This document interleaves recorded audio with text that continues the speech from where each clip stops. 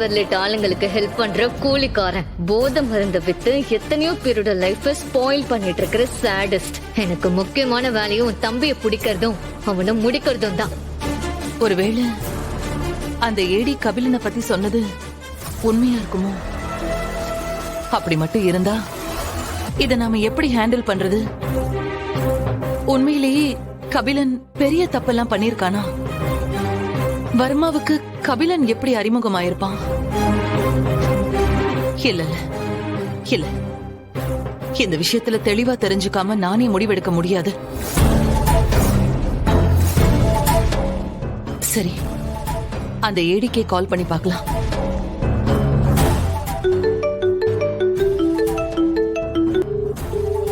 அண்ணி எதுக்கு அபிஷியல் நம்பருக்கு கால் பண்றாங்க? ஹலோ, நான் இந்திராணி பேசுறேன். தெரியும், சொல்லுங்க. என்ன அதிசயமா நீங்களே கால் பண்ணிருக்கீங்க? என் தம்பி கபிலன் ஒரு பெரிய கிரிமினல், அவனை பிடிக்காம விட மாட்டேன்னு சொல்லி என்கிட்ட சவால் விட்டு என் பின்னாடியே நீ சுத்திட்டு இருந்தியே. இப்ப கொஞ்ச நாளா உன்னை ஆள் அட்ரஸையே காணோம். அதான் என்ன ஆச்சுன்னு கேட்கலான்னு நானே உனக்கு கால் பண்ணேன். நான் தான் ஆல்ரெடி உங்ககிட்ட தெளிவா சொல்லிட்டேனே, எனக்கு தேவையான எவிடன்ஸ் இன்னும் கிடைக்கல. அது மட்டும் கிடைச்சதுன்னா அதுக்கப்புறம் யாரு நினைச்சாலும் உங்க தம்பியை நான் அரெஸ்ட் பண்றத தடுக்க முடியாது. எவிடன்ஸ் கரெக்டா இருந்தா நீ என்ன என் தம்பியை அரெஸ்ட் பண்றது? நானே அவனை உன்கிட்ட ஹேண்ட் ஓவர் பண்ணுவேன். பட் ஏதாவது ஒரு இடத்துல நீ ஒரு சின்ன எரர் செஞ்சா கூட அப்புறம் உன்னால கடைசி வரைக்கும் என் தம்பியை எதுவும் செய்ய முடியாது. இந்திராணி மேடம், நீங்க பேசிட்டு இருக்கிறது ஏடி கிட்ட. நான் ஒரு கேஸ டேக் ஓவர் பண்ணிட்டேன்னா அதுல தோத்ததே இல்ல. அதுல தெளிவா எல்லா விஷயத்தையும் கரெக்டா கிளியர் பண்ணிட்டு தான் என்னோட ஆக்ஷன்லயே இறங்குவேன்.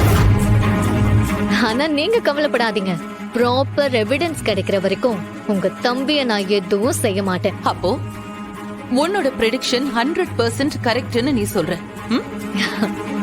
நீ சொல்ற மாதிரி என் தம்பி என்ன பெரிய கிரிமினலா?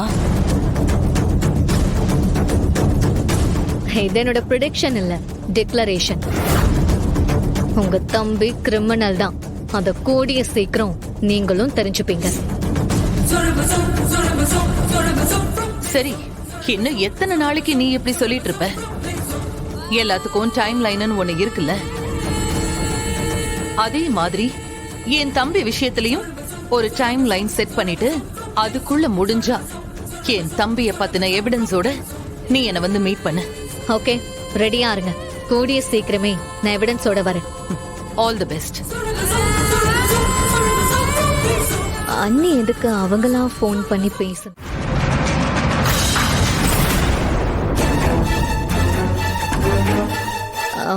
சிவா, அண்ணி எனக்கு போன் பண்ணி பேசினாங்க. உனக்கு தான் அண்ணனே இல்லையே, நீ எந்த அண்ணிய சொல்ற? நான் இந்திராணி அண்ணியை தான் சொல்றேன்.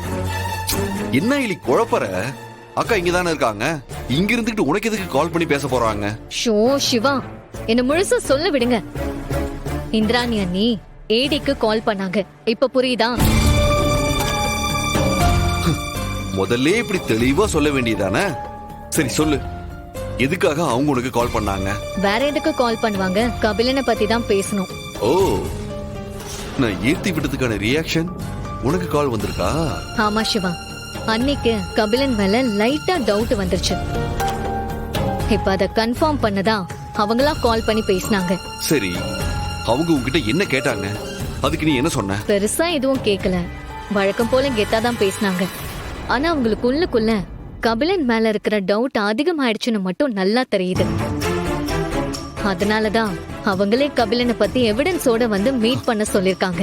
நல்ல வேலை, எங்க கபிலன் விஷயத்துல அக்கா கிட்ட எப்படி உண்மையை சொல்றதுன்னு தெரியாம முழிச்சுக்கிட்டு இருந்தோம். ஆனா இப்ப அவங்களுக்கே டவுட் வர ஆரம்பிச்சிருச்சு. இதனால நமக்கு எதுவும் பெரிய ப்ராப்ளம் வராதுன்னு நினைக்கிறேன்.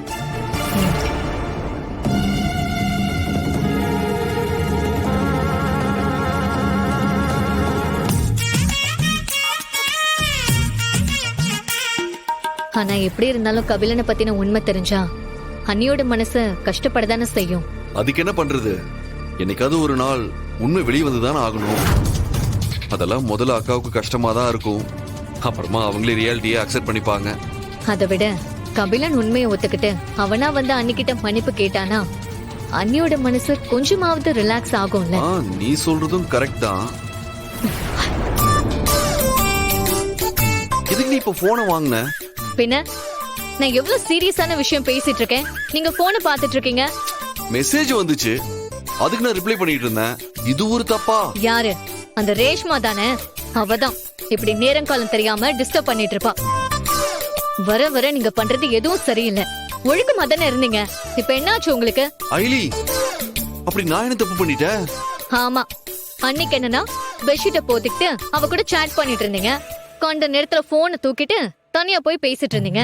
இப்ப நான் முக்கியமான விஷயத்த பத்தி சொல்லிட்டு இருந்தா நீங்க என்னடானா போனை பாத்துக்கிட்டே அசால்ட்டா பதில் சொல்லிட்டு இருக்கீங்க. நான் பேசுறத விட உங்களுக்கு அவ கூட சாட் பண்றதா ரொம்ப முக்கியமா போச்சா? ஐலி, நீ என்ன பேசிட்டு இருக்க? உன்ன மாதிரி அவளு எனக்கு ஃப்ரெண்டு தானே, அவ கூட நான் பேசக்கூடாதா? ஃப்ரெண்டுனா அதுக்குன்னு ஒரு லிமிட் இல்லையா? எப்பவும் 24 மணி நேரமும் கனெக்ஷன்ல